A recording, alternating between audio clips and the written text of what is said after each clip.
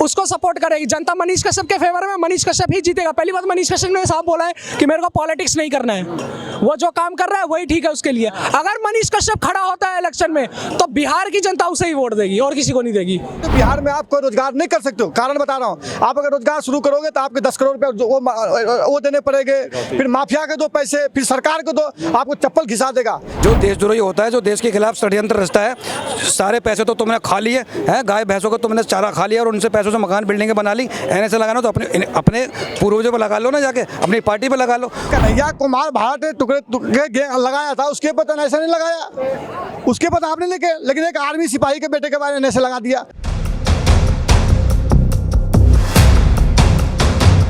मनीष कश्यप जी को जानते हैं? हाँ, मनीष कश्यप को जानते हैं। अच्छा, एक बात बताइए, जो वो काम कर रहे थे वो अच्छा कर रहे थे या फिर नेगेटिव जा रहा था उनका काम उनका पॉजिटिव ही था। जैसे आप काम कर रहे हैं वैसे भी वो रिपोर्टिंग करते थे। जहाँ पे जनता के साथ गलत होगा, सरकार साथ नहीं दे रही है, तो वो तो सरकार की पोल खोलेंगे। जब सरकार की पोल खोल दी तो सरकार को लगा कि अब हम फंस जाएंगे, तो उनको जबरदस्ती जेल में डलवाया गया।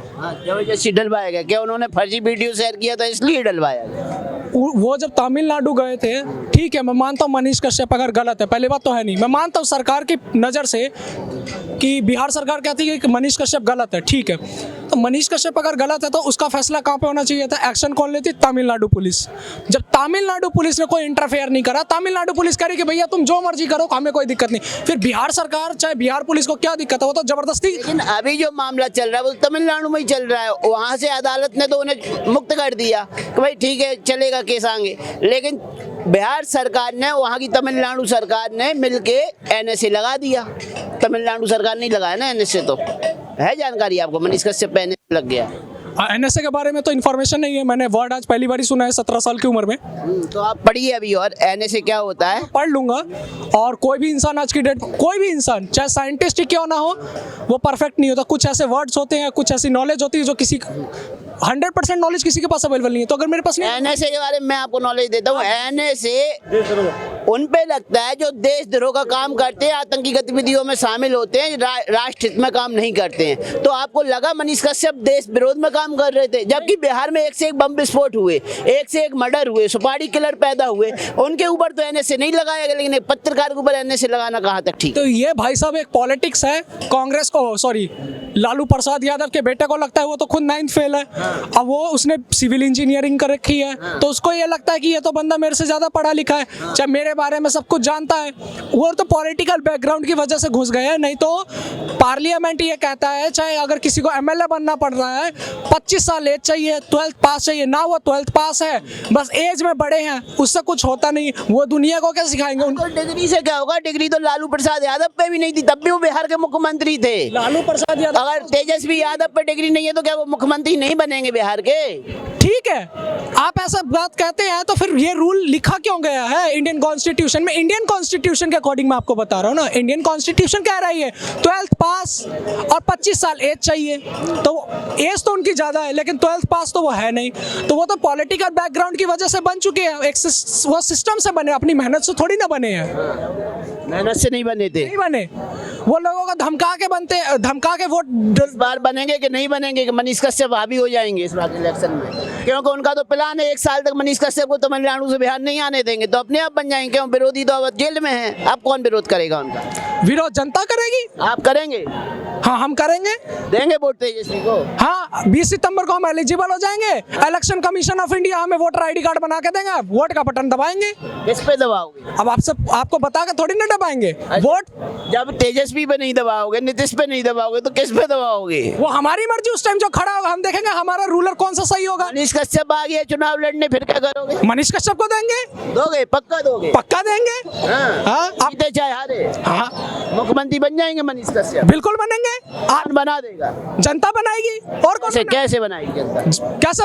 बटन दबा के, ईवीएम पे बटन दबा के। अरे तो सबसे बड़ा तो जातिगत वोट बैंक होता है, जब जातिगत वोट बैंक नहीं है। बिहार की राजनीति तो सारे बिहार की राजनीति को छोड़ो, बिहार की राजनीति को छोड़ो, जो जनता आप जिसके फेवर में है ना, उसको सपोर्ट करेगी जनता। मनीष कश्यप के फेवर में मनीष कश्यप ही जीतेगा। पहली बात, मनीष कश्यप ने साफ बोला है कि मेरे को पॉलिटिक्स नहीं करना है, वो जो काम कर रहा है वही ठीक है उसके लिए। अगर मनीष कश्यप खड़ा होता है इलेक्शन में तो बिहार की जनता उसे ही वोट देगी और किसी को नहीं देगी।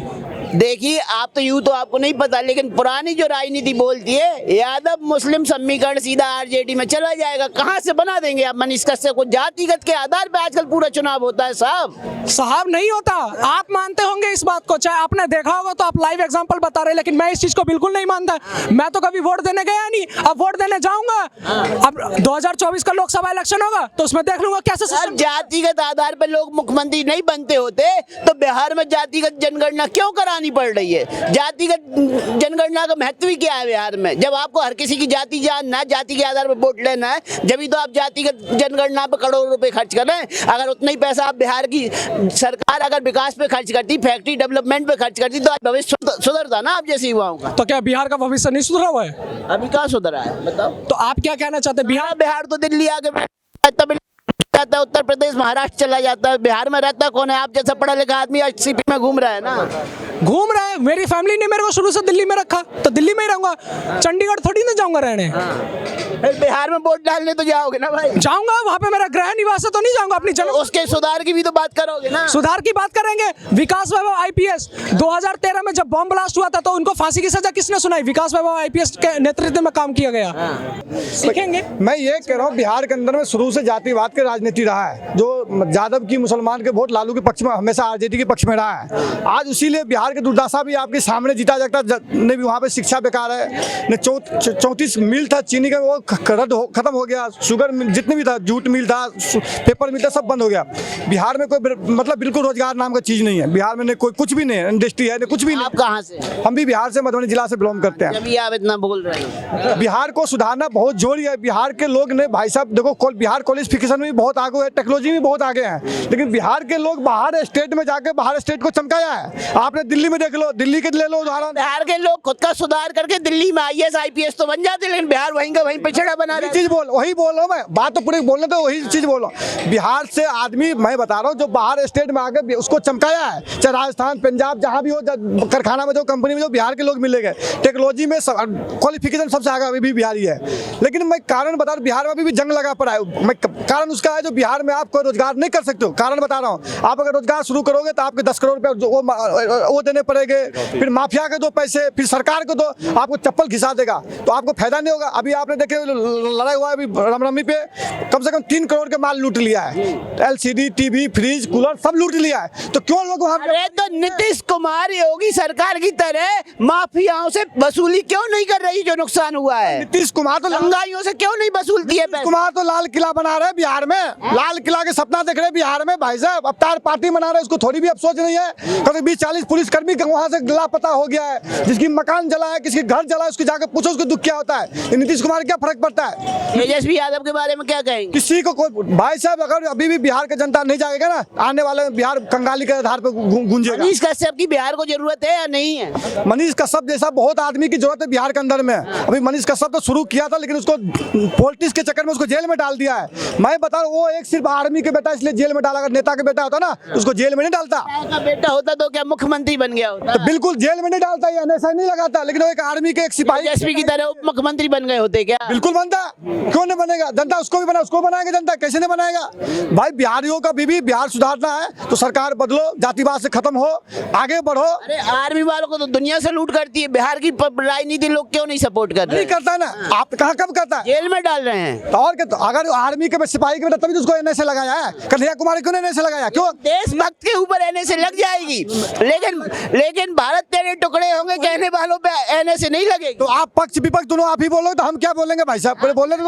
हाँ, तो मैं वही कह रहा हूँ, सब आप ही कह रहा हूँ तो हम क्या कहेंगे भाई? कन्हैया कुमार भारत टुकड़े लगाया था, उसके पता NSA नहीं लगाया, उसके पता आपने लिखे, लेकिन एक आर्मी सिपाही के बेटे के बारे में NSA लगा दिया। ये पॉलिटिक्स मुद्दा है। आपने देखो तेजस्वी यादव ने तमिलनाडु गया था मुख्यमंत्री के बेटा के बर्थडे में, दोनों साज के सोचा जिसको फंसाना है कैसे करके, इस राजनीति के मुद्दे में उसको फंसाया गया है। लेकिन सुप्रीम कोर्ट में 10 तारीख को सुनवाई है, रिजल्ट होगा, बहुत बाहर आने वाला है। क्या कहेंगे? जी, मनीष कश्यप पे मैं ये बोलना चाहूँगा, वो बहुत अच्छा ही काम कर रहे थे और उनको फंसाया जा रहा है, ठीक है, ये बिल्कुल ही गलत है। और वहाँ के गवर्नमेंट से आप क्या ही एक्सपेक्ट कर सकते हैं। ये वही गवर्नमेंट है जिसके टाइम पे एक पूरे पत्रकार की फैमिली को तेजाब से नहला दिया गया था, आपको पता होगा, पूरी फैमिली को तेजाब से मारा गया था, उनके बच्चों को, ठीक है। और तो उनके आप राज्य में और क्या एक्सपेक्ट करें कि NSA ही लगाया जाएगा, राष्ट्रपति लगाया जाएगा ऐसे लोगों पे। अब आपने जब एक बात कही कि एक पत्रकार की फैमिली को तेजाब से नहा दिया गया था और वो लोग अभी भी खुला घूम रहे हैं, लेकिन उन पे NSA नहीं लग रहा। नहीं लगेगा क्योंकि वो भाई वो उनके काम आते हैं ना। इलेक्शन आएगा तो उनके लिए कौन बूथ कैप्चरिंग जो पहले हुआ करता था, आज ईवीएम पे रोना क्यों हो रहा है? ईवीएम पे रोना इसलिए हो रहा है कि पहले बैलेट पेपर और वो बूथ पे कैप्चरिंग होता था। आपको ही नहीं पूरी दुनिया को पता है कि एक साधु यादव रहे हैं जिनके ऊपर गंगाजल फिल्म भी बनी है, लेकिन आज बिहार में ऐसे लोग खुले घूम रहे हैं, ठीक है, मजे काट रहे हैं। लेकिन जो बिहार के यूथ की बात कर रहा है उस पत्रकार को कहाँ कर? और ये सुशासन बाबू ऐसे हैं कि उनसे जब इन पे क्वेश्चन पत्रकार पूछते हैं, जो आप अभी रामनवमी पे देखोगे जगह जगह दंगे हुए, हिंदुओं के त्योहार पे उस पे पत्थर बरसाए गए, बॉम्ब फेंका गया और भी जाते चले, बहुत कुछ हुआ, लेकिन उस पे वो क्या करते हैं, वो हंस के जवाब देते हैं जैसे कुछ हुआ ही नहीं, हम पता करवाएंगे, और हंस के दे रहे हैं। ये उनकी एक सिंपैथी है लोगों के लिए जिन पे हमले हो रहे हैं उनके लिए। जो मनीष कश्यप के साथ हो रहा है कहीं ना कहीं इशारा कर रहा है राजनेताओं के खिलाफ, बोलोगे तो यही होगा। नहीं, सब राजनेताओं के खिलाफ वो तो सब महाराष्ट्र में भी बोलते थे, तमिलनाडु, हर एक राज्य में जाके उन्होंने बोला है, ठीक है। तो वो बिहार को उनको तो टारगेट किया जा रहा है ना कि वो उनको तेजस्वी पे जो उन्होंने, मुझे जो इतना लगता है, मेरी जो इतनी समझ है, तेजस्वी पे उन्होंने जो कमेंट किया और जो क्वेश्चन उठा रहे थे, तो उनसे चिढ़ के ये सब काम करवाया जा रहा है। ये सारी फिक्सिंग है, ये सब फिक्स है, ये चीज़ें फिक्सिंग तो है, लेकिन कहीं ना कहीं आरोप ये लगाया जा रहा है बार बार कि इन्होंने फेक वीडियो को शेयर किया, इन्होंने हिंसा फैलाने का काम किया, भड़काऊ। ठीक है, ये जांच का विषय है और ये कोर्ट में गया हुआ है, लेकिन यदि ये इन्होंने फेक वीडियो इन्होंने चलाया तो इन्होंने रीशेयर किया चीज़ों को, जो कि बहुत सारी न्यूज एजेंसी है, बहुत सारे पेपर्स ने इस ऑलरेडी चीज़ को पब्लिश कर दिया था, उनको उसने रीशेयर किया, तो रीशेयर करने वालों में तो बहुत सारे पब्लिक के लोग भी थे ना। सबसे बड़ा सवाल तो ये है कि फिर NSA अकेला मनीष कश्यप पे क्यों? भाई वही तो बात है ना, दाल में तो यही काला नजर आता है ना। आप उन न्यूज़पेपर जो भी न्यूज़पेपर्स और जो न्यूज एजेंसी जिन्होंने शेयर किया उनको इन्होंने रीशेयर किया, तो आपने पहले उस पर एक्शन लेना चाहिए था ना, तो आप इस पे क्यों कर रहे हो एक्शन? दाल में काला नहीं जी, पूरी दाल ही काली है, पूरी दाल ही काली है ये। और एक बात बता दूं मैं, तेजस्वी यादव जी, नीतीश कुमार दोनों ही डिप्टी CM और CM दोनों में अगर क्षमता है ना, तो ये NSA लगाना है तो लालू प्रसाद यादव पे दोबारा लगा दो, उन पे जितनी जेल सजा कम हुई है ना उतनी कम है। जो देशद्रोही होता है, जो देश के खिलाफ षड्यंत्र रचता है, सारे पैसे तो तुमने खा लिए हैं, गाय भैंसों को तुमने चारा खा लिया और उनसे पैसों से मकान बिल्डिंगें बना ली। NSA लगाना तो अपने पूर्वजों पर लगा लो ना, जाके अपनी पार्टी पर लगा लो। और तुम जो क्राइम ब्रांच के जो चक्कर काट रहे हो, ये जो आज से अधिक मामले में जो तुम पे भी तो मुकदमा घूम रहा है, तुम दूध कहाँ धुले हुए हो। और तेजस्वी यादव जी, ये जो आप कांग्रेस जैसी, आप विपक्ष जैसी हरकतें कर रहे हो ना, आप जरा सावधान रह जाओ। आरोप लगाने दो, पुलिस तो आपके अंतर्गत आती है, जैसे आपने पुलिस को फरमान दे दिया, पुलिस ने वैसा मुकदमा बना दिया। लगाना, आरोप लगाना आसान है, उसको साबित करना भी टेढ़ी खीर हो जाता है। साध्वी प्रज्ञा एक स्कूटी उनकी वहाँ खड़ी मिली थी, उसके आधार पे इन्होंने आतंकवादी बनाने की पूरी कोशिश कर ली थी। उनको रिमांड पे लेना, उनको पिटाई करना के बस आप बयान में बोल दो कि हाँ भगवादारी आतंकवादी है। और ये वही क्या हो रहा है, मनीष कश्यप के साथ वही हो रहा है। देखो,